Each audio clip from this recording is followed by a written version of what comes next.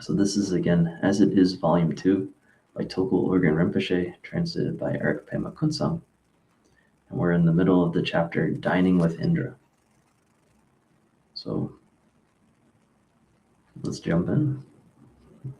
So Rinpoche says, a true yogi is someone who cuts the movement of attention in this first stage. And so we were talking about being relegated to objects, being stuck in objects. So a yogi is one who is not stuck in objects. And so Rinpoche says, instead of mistaking the reflection in water as being the sun, they recognize the sun itself from the very first. Recognizing the real thing, our empty cognizance, is called recognizing mind essence. If you face away from the sun, following after its reflection in water, you can continue to do this for 1 billion aeons without ever seeing the real sun.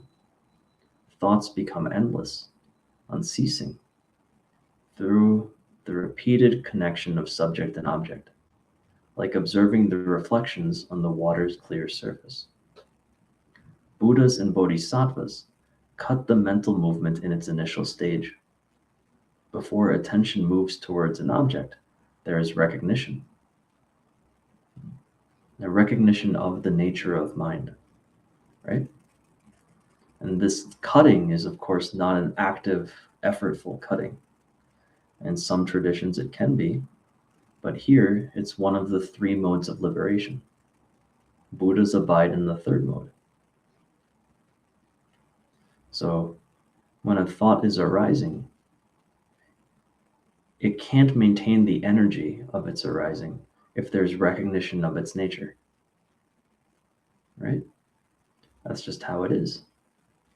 It's impossible for there to be continual effort of the thought at the same time that you see directly the nature of that thought. It would be like the example of a rope and a snake, right? Someone comes upon a rope but believes that it's a snake and is terrified until they examine it and realize that it's a rope. It's a very common idea, but the snake is gone. Once the rope has been seen, that person cannot believe again in a snake. It's just impossible. You can try. If there's something that you were confused about, some understanding clicks, try to go back to the previous state. It can't be done. Just like that, when there's recognition of the nature of mind in the face of a thought, it's impossible for that thought to produce grasping again. And so it liberates without you doing anything. So a kind of effortless cutting. So Rinpoche says, then there is no need to be caught up in the falsehood, in the illusion. Without straying into mental movement, how can any samsara be created? When there is no duality of perceiver and perceived, what can create samsara? So samsara is, of course, the typical reality that sentient beings find themselves in. A realm maybe of suffering, of likes and dislikes, hopes and fears. Those are created by those hopes and fears. Every perception that has one of these attached is a view that's held. And so people essentially live in their own realities. You can see this, how it's based on beliefs. If someone has a particular belief that something is true, they literally inhabit a different reality than people who don't have that belief. They operate differently, they perceive differently. So what if there's no belief? What if none of this is pre-colored? What if no view is brought to whatever appears? Well, then it's pure. Then it's nirvana. That's the Pure Land.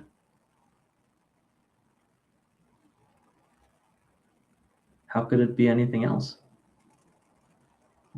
So, Dorje, if I was enlightened or totally liberated and I was looking at this computer, my mind would see the form and the colors. It would kind of know what it is, and I could send an email without any thought occurring. I wouldn't label anything, but I could still send the email. What do you think?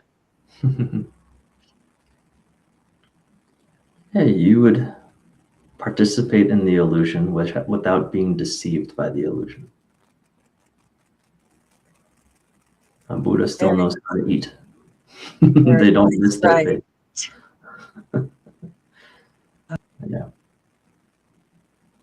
It's just a matter of, are you being tricked? Is there belief that's tricking you?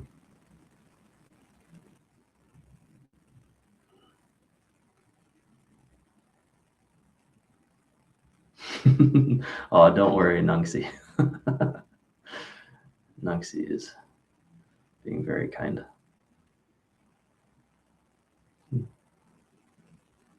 Oh, this is great. If there are any questions, jump in.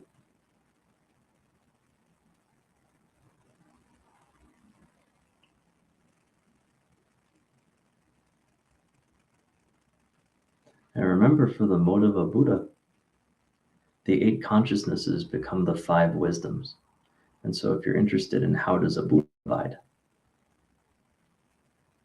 well, the 5 wisdoms and the 4 samayas.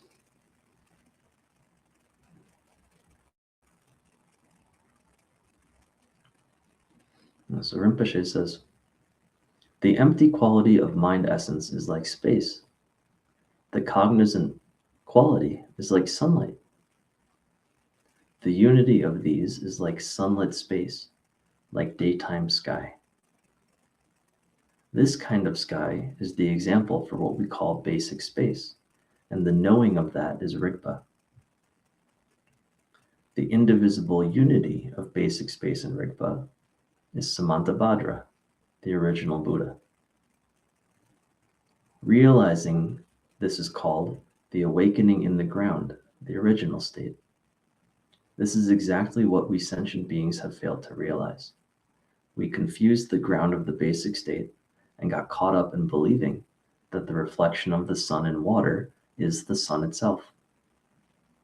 The water is like the 3 realms. The subject is the 6 types of sentient beings who roam around, like the reflection moving on water. In short, we were caught up in falsehood. That has happened to us right up until today.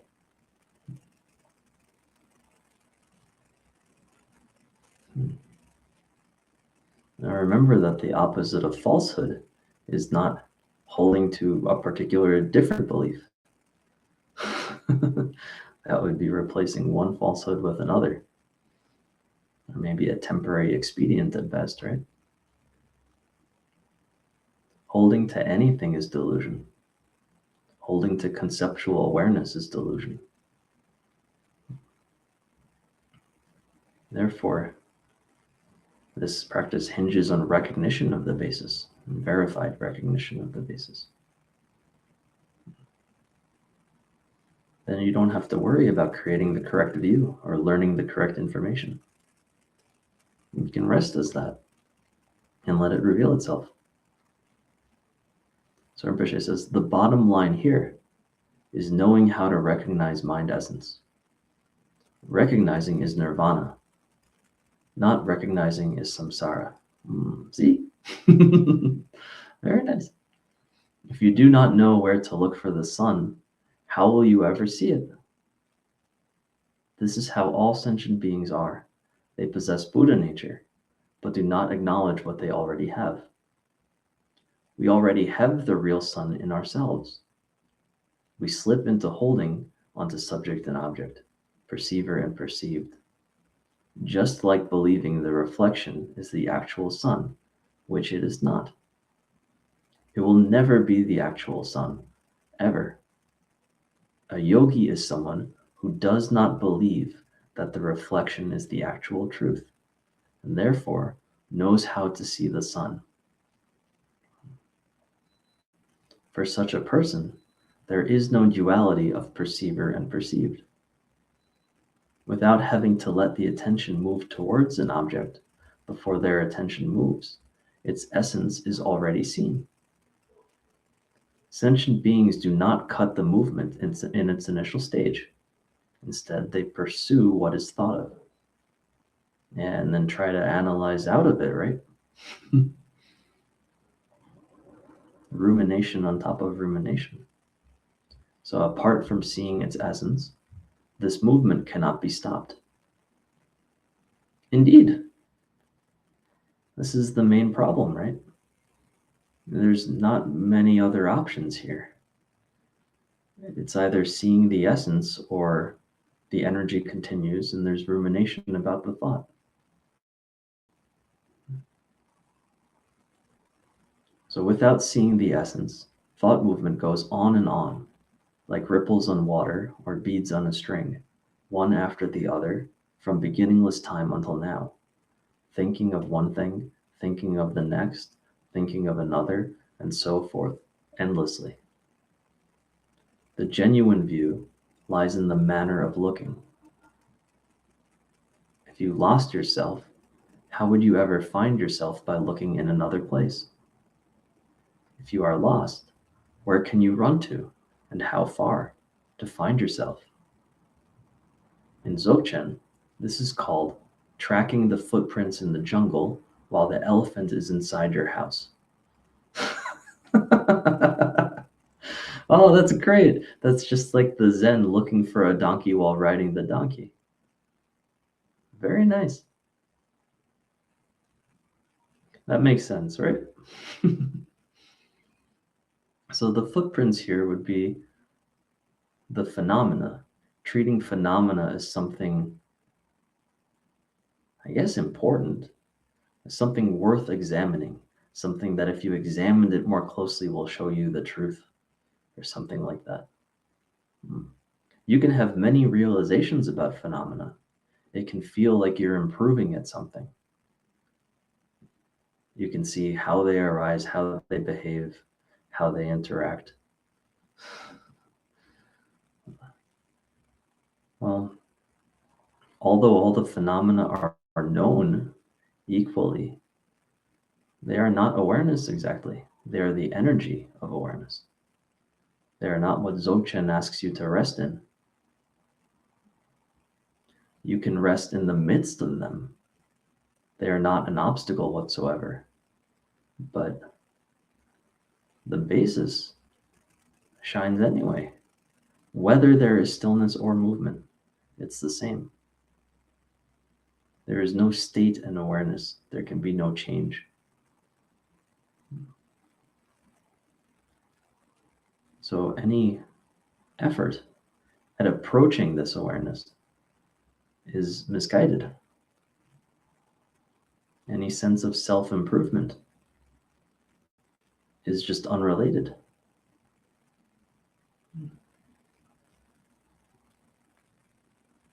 So Rinpoche says, if you want to condense everything into one point, well, here it is. And he says, just recognize your own mind.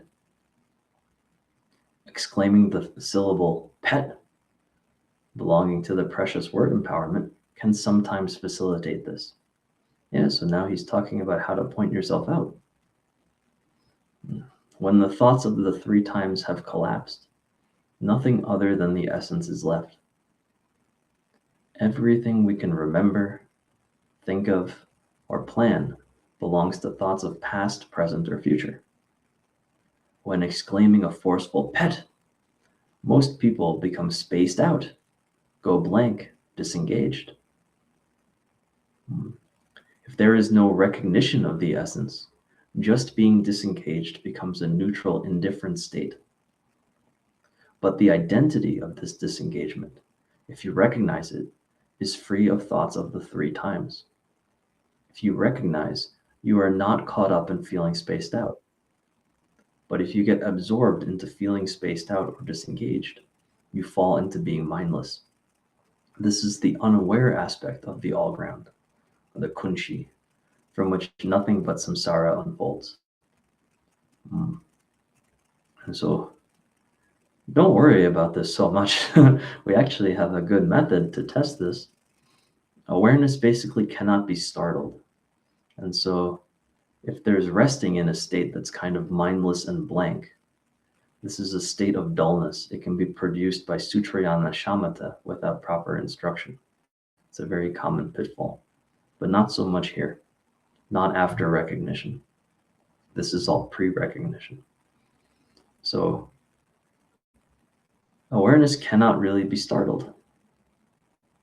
There might be a little body somatic feeling of startling, but you will know that you were not startled, regardless of what occurs. If the floor drops out from under you right now, it will be the same.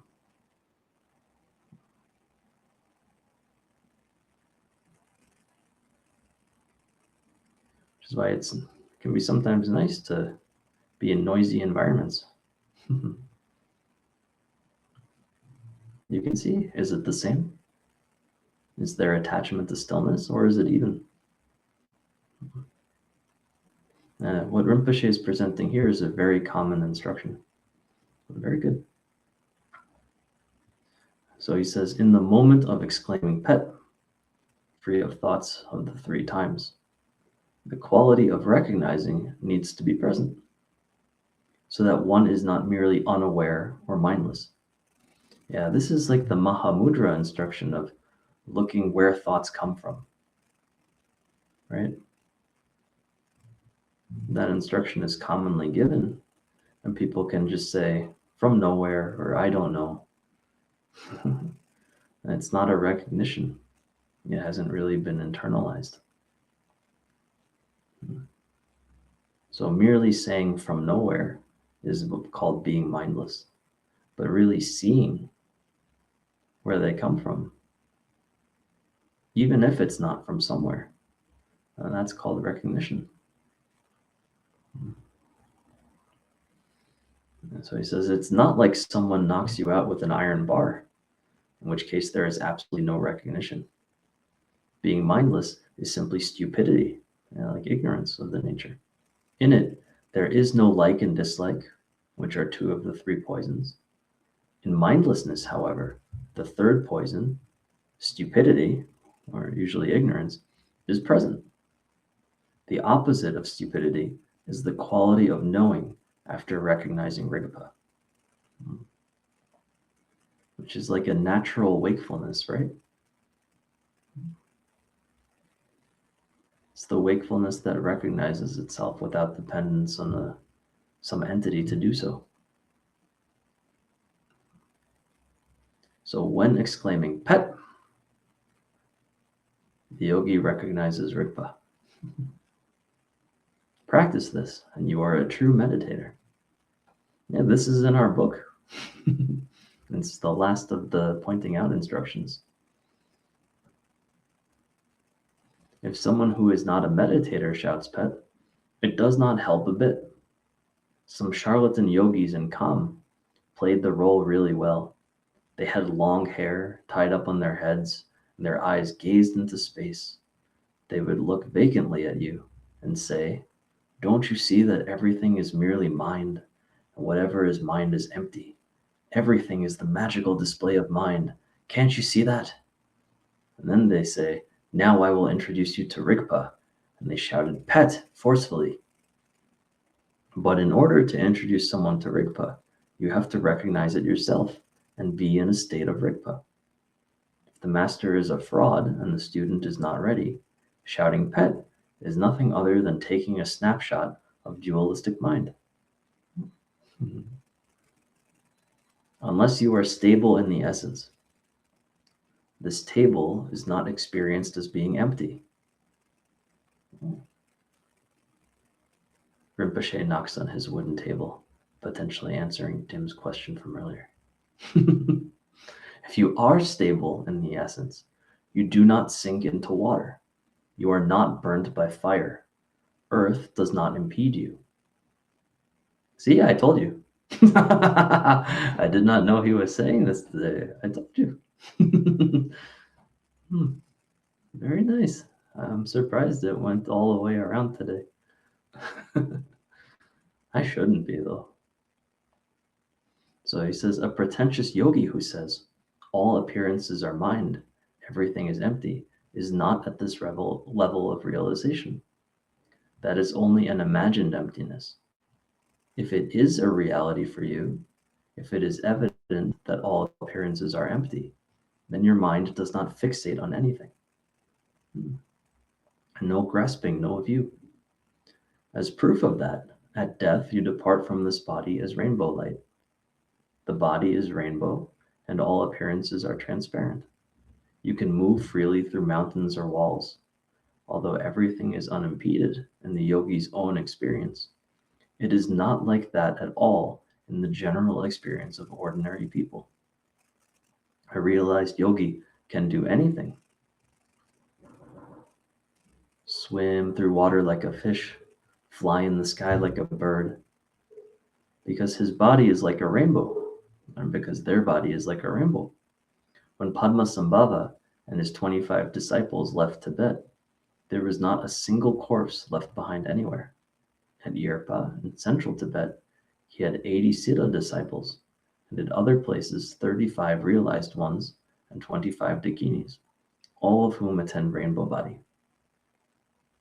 Many of the masters of the 4 major and 8 lesser Kagyu schools could also fly like birds, unfurling their shawls like wings to soar through the sky. Among these masters were 3 men from Kham, who were disciples of Gampopa. One of them was called Seltong Shogom. Above the residence of the king of Nangchen is a cave where Seltong Shogom became invisible and attained the celestial body. The Dakinis created a stupa there made out of sand, according to the Kadam proportions. The distance up to the stupa in the cave is equivalent to 13 stories. People later had to build a 15-story temple in order to reach the stupa. This Siddha had 500 disciples who could also fly with him. Today you can still see where they landed. They left a whole cluster of footprints in the rock, 50 or 60 altogether. In the morning, when they flew towards the west, all the footprints faced towards the west. When they flew back in the afternoon, all the footprints faced towards the east. When you see all these footprints, you are amazed. This is not merely a story. There were also many, many accomplished yogi and yoginis in the Drikung and Rupa Kagyu school. Their accomplishments were possible because they had attained mastery in samadhi. So we talked about this earlier in the group. And the best suggestion maybe for what to do with this information is to realize that a lot of the conventional reality is based on holding a particular view, imputing limitations. This view is a product of conceptual mind. You can, instead of that, not hold a view and let reality be revealed to you. Whatever is occurring, let it occur without preconceptions. Be surprised. In this way, you don't presuppose a view into whatever is there. Then, who knows what you experience? It could be anything. In the same way that in a dream, anything could arise.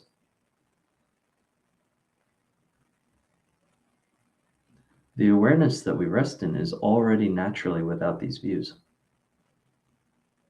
So, not holding onto these views, simply noticing when they arise, noticing when there's a reference point, is the practice.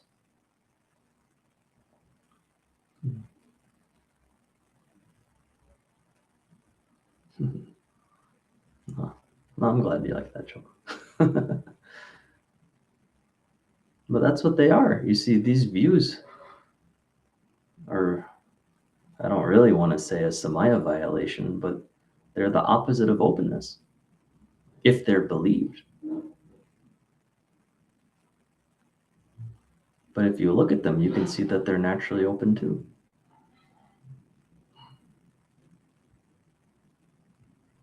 So you can rest not holding to anything. The only way you can do this is with recognition. Everything else, all the energy, is based on something. And so any conceptual rest always has a cause. There's always a reason for that rest. And that's a view. To rest without a view is to rest in the actual basis. That's already free of a view and doesn't require you to get rid of anything. Then views can arise, and it's no problem. They're not believed in.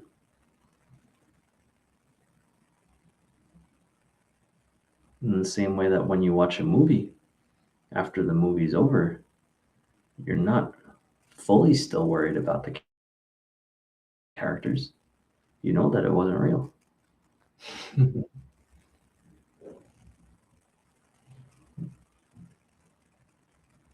All right, this has been a jam-packed session. Any comments or questions? Is everyone more confused than they started? I wouldn't blame you.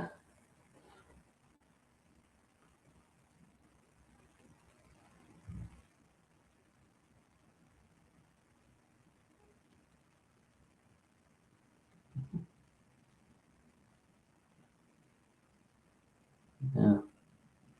Well, thank you.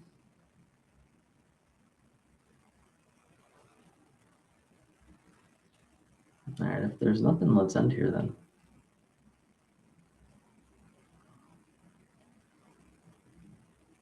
Yeah. We should just get used to it.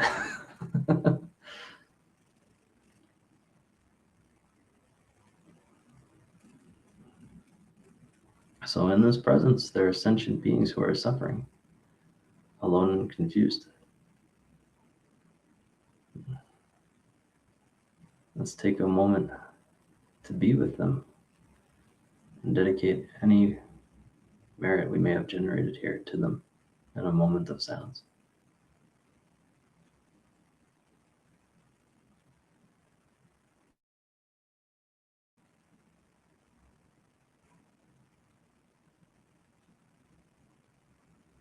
Thank you, everyone.